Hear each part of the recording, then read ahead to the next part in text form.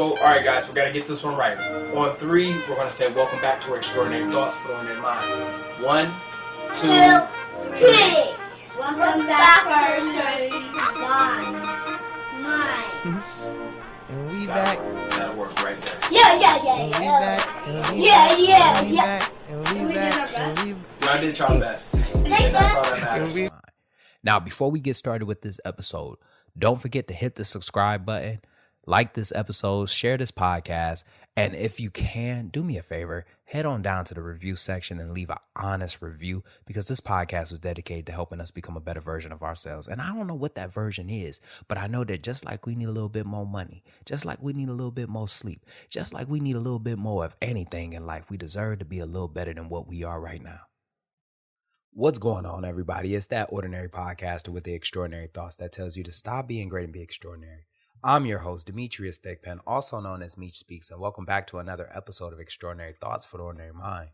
I was trying to figure out like the best way to deliver this episode. You know what I mean? Like I was really sitting back trying to figure out the best possible way to deliver this episode. So with that being said, before we even get started, I'm gonna just tell you right now, I'm gonna take my podcast and voice off. All right, I'm going to take my speaking voice off. You know what I mean? Like, I'm going to take my politically correct voice off when I deliver this episode, because the only way that I can give this episode, you know what I mean? Like, the only way that I can do this episode, if I do it in my most authentic form. All right, like if I just give it to you exactly how it is inside my head. But it's 2022. Come fucking healed. Come healed. You know what I mean? And on a podcast that's dedicated to helping us become a better version of ourselves. And I don't know what that version is, but as we get closer to that version, right? I'm starting to realize that at some point you gonna be out of somebody's caliber. You feel me? Like you gonna be out of somebody's league. You feel me? Like you not that type of person that they can be fucking with anymore. And I don't mean in a physical sense. I don't just mean in a financial sense. I'm talking about spiritually, emotionally, mentally. You are probably out of somebody's fucking caliber, but you don't even realize that. You don't even realize that you out of their fucking caliber yet. And I promise you, man, like I don't know who need to hear this, man, but you've been fucking with some bums for a while now. You've been fucking with some bum ass niggas for a while now. You feel me? You've been fucking with some ain't shit ass bitches for a while now. You feel me? And you starting to realize that this ain't it. And you went on a journey and you finally started to discover and you started to realize that you can't be fucking with them no more. So it's okay to finally just say that you are out of their caliber. You're out of their league, man. Ladies, I'm going to just talk to y'all for 1 second real quick. I'm going to just say this. Come fucking heal. Come healed, ladies.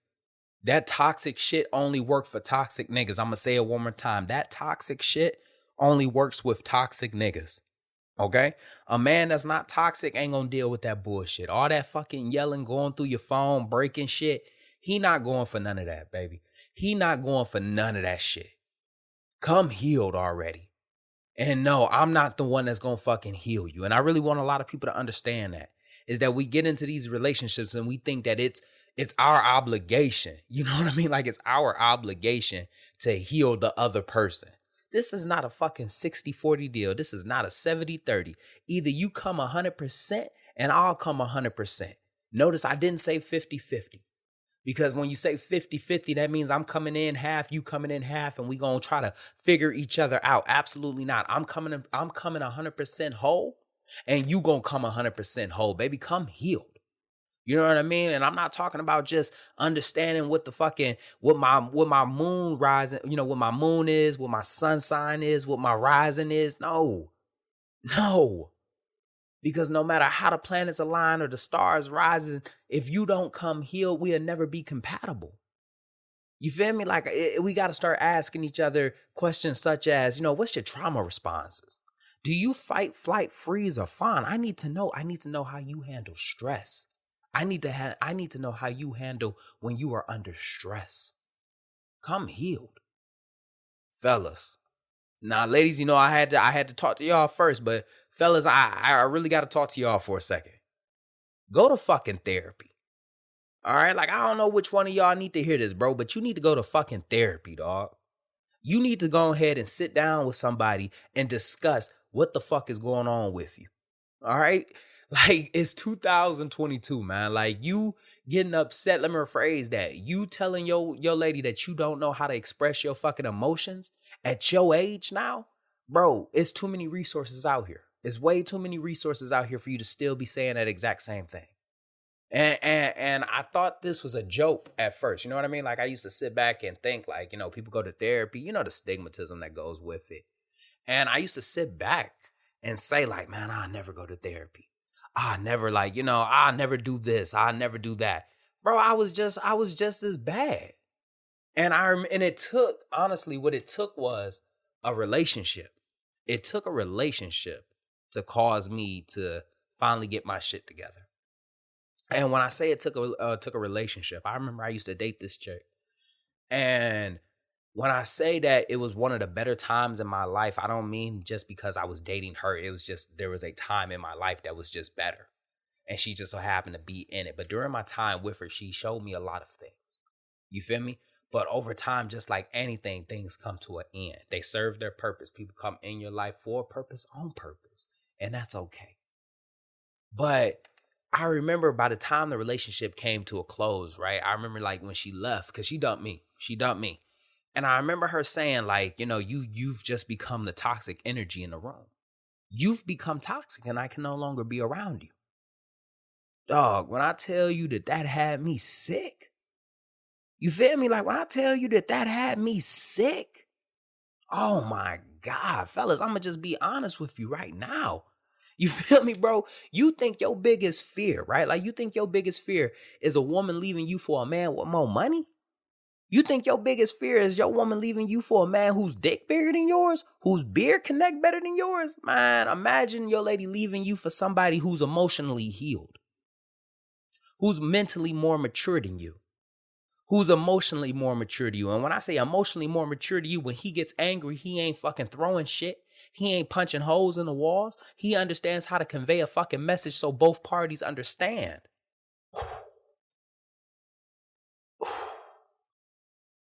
That should have had you sick.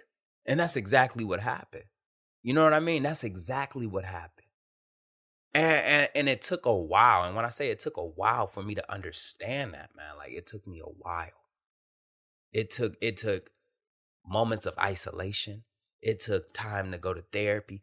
It took time to just heal. And with that being said, man, like, as we talk about like why it's important to, you know, to be healed, let's just go ahead and just dive into ways that we can heal. Now, the first one, and I think this is honestly like my favorite one, and it's always going to be isolation. And for those who don't understand, man, there's power in isolation. You know what I mean? Like, there's legitimate power in isolation.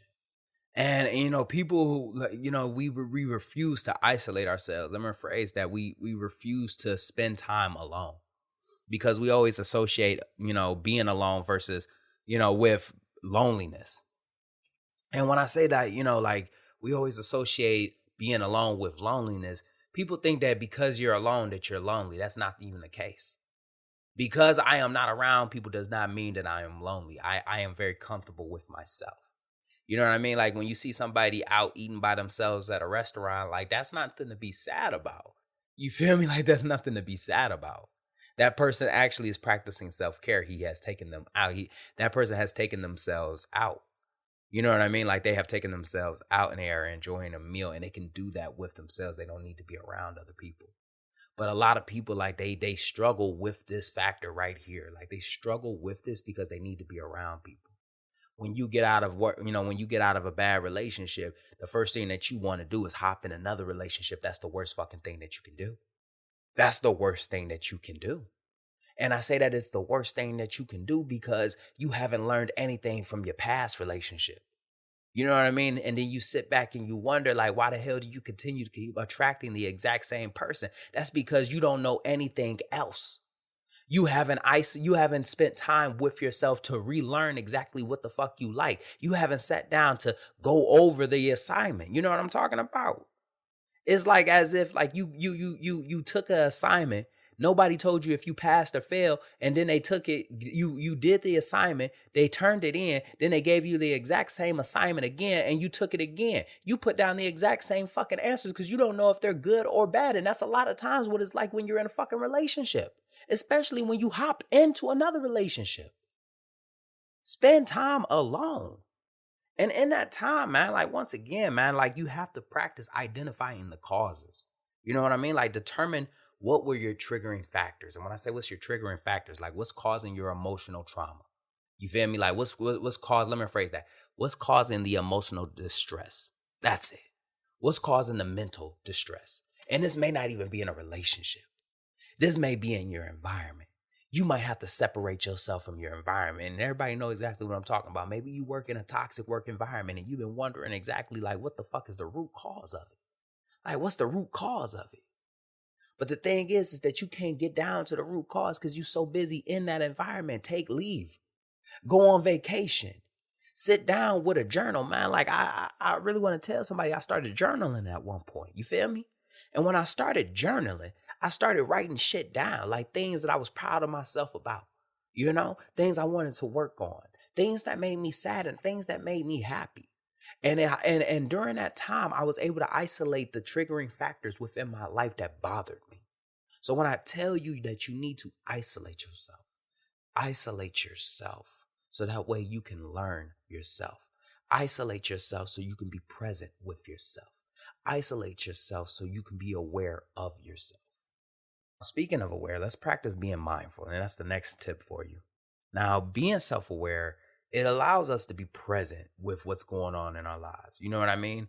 It's in the current moment right now. So when we say like, you know, you just got out of a breakup, you know, you just lost somebody, you're experiencing these things, being mindful allows you to be present and self-aware to understand exactly what's going on around you.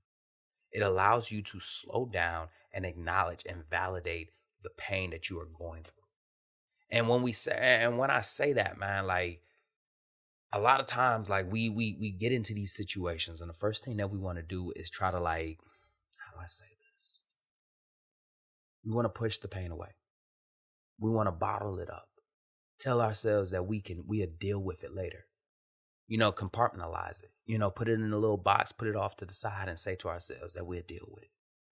Unknowingly that, you know, the thing is that we said that we were going to deal with it, but we never did. And we think that it's just sitting in the box, but the reality is that it's growing. It's growing. And soon it's going to grow bigger than the box that is currently contained. And what we do, we take it out of the box, put it in a bigger box. And the problem is that we never address it. We just keep putting it in a box that will contain it until the point that we end up exploding on somebody else. You know, I say be mindful that in your current situation, you may be working in a chaotic environment and you're wondering what the fuck is going on. And the best time that I can say that is that, you know, I remember working in in an old work environment, right? I remember working there and so much stuff was going on and I was trying to be everywhere at the exact same time. And then I realized, like, what are the things that I can control right now? What are the things that I can control right now?